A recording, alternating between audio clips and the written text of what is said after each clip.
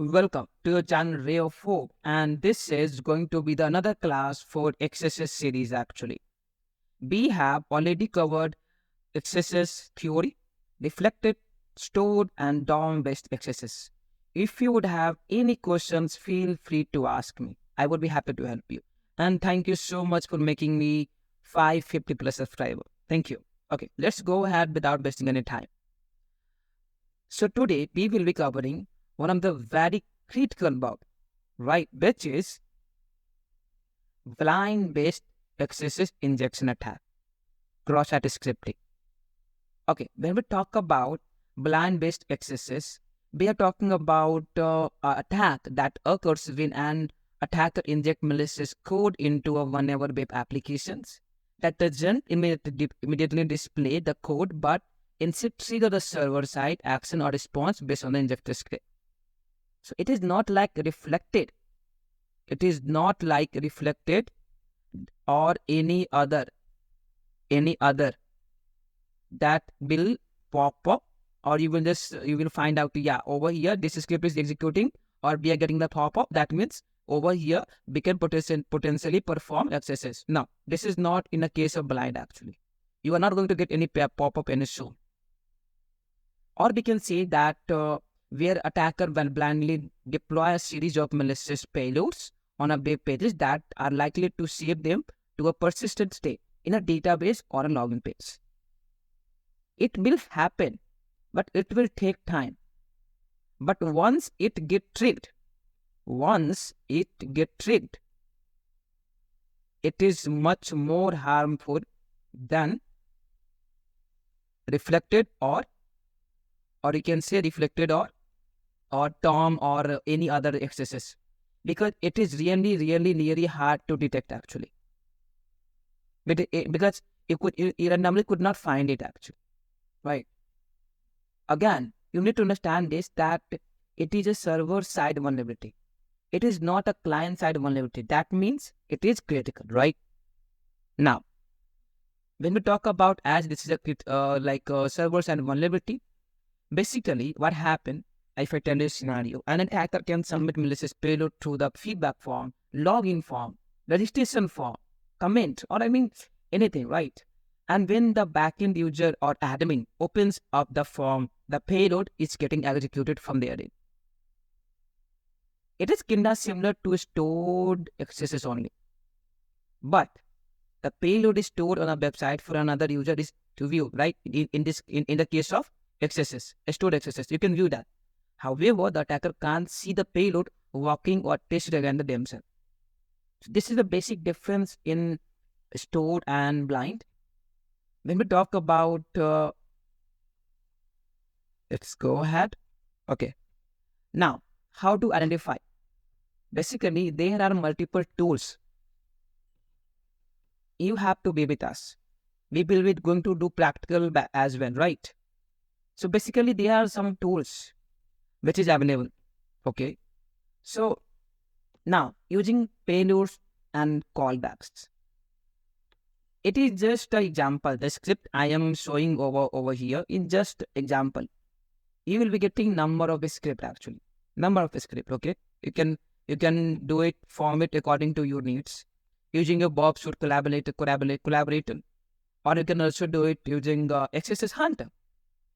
Then you have to look for different inputs. You have to test specific HTTP headers.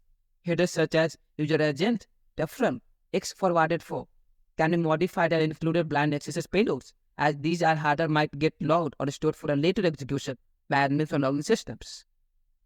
User security scanners, Bob Shoot, and many more tools that we can use automated scan to see possible vulnerabilities. Right? Okay. Basically, if I tell you how to exploit, basically you would need to inject the code, right? And how you gonna do that on those input field which you have found. And if it is getting executed by the admin or the user unknowingly only, and once they do so, they will get their info. This is simple, but it is very difficult to detect actually. Okay, let me show you this picture. Understand this. This is the attacker. what he did, he injected the payload over here. This is the vulnerable page. Then this gets executed where? In database. Now a victim, what he is doing? He is requesting the service, right? Once he requesting the service, the malicious code executed in their browser. And once the malicious code gets executed in victim browser or victim application, the script may get executed and called back to the attacker. That means we will get the info. I mean, whatever script that we have done, we have crafted. So this is the example. Basic, understand this. We are going to practically demonstrate it practically as well. Now understand the concept, which is important, right? Okay. So this is what impact it will happen. Of course, data breaches, account takeover, and website defacement. We are talking. You can watch my previous video as well. Okay. Now mitigations. Indeed, input. I mean, you know why this attack happens? Why? What's the reason behind it? It's a developer fault actually. The time we write the code, they are not doing best practices. Best practice, or you can say they are. I mean, there's something called secure coding. Secure coding is really important in order to build a very secure website. So sometimes it happens that due to any reason or due to mess, or they are not doing proper input validation or synthesization, right? That leads to this kind of attack. It could include output encoding, CSP, content security policy, and of course, regulatory security audits is required. No matter how secure your system is, there is vulnerability, there is a payload that exists in this world. There is an attacker who can bypass your security. So regular security audits is indeed important. Actually, one of the most important things. We are finally done with the theory sections. If you would have any questions, feel free to comment and I would be happy to revert you back.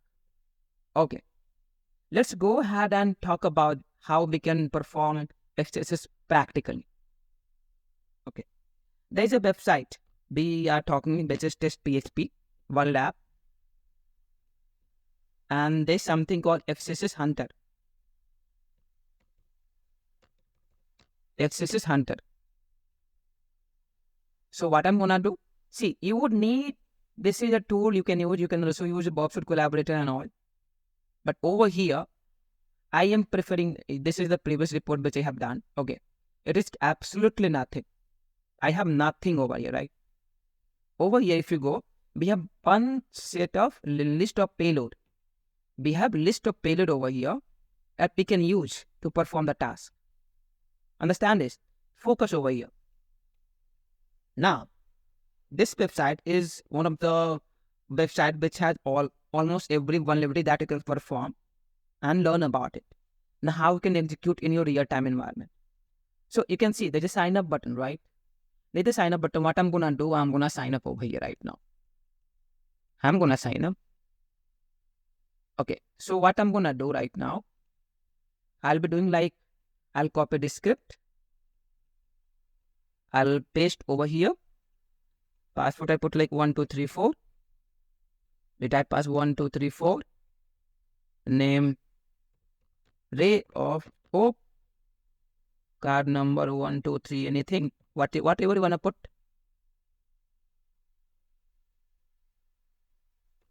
Email. RayofHope@gmail.com. Phone number, this, then address, I put like this, anything. Done. Or I would say, I put this script over here. Okay. Understand it. What gonna happen right now? I did sign up. You have been introduced. To our database and these are the above information. Okay. Now if I click login, I'll get to the account, right? Okay. But what does that mean? How it is reflected, or I mean blind XSS. If I go over here at XSS Hunter, And if I keep this, okay, you can see, and we got the info.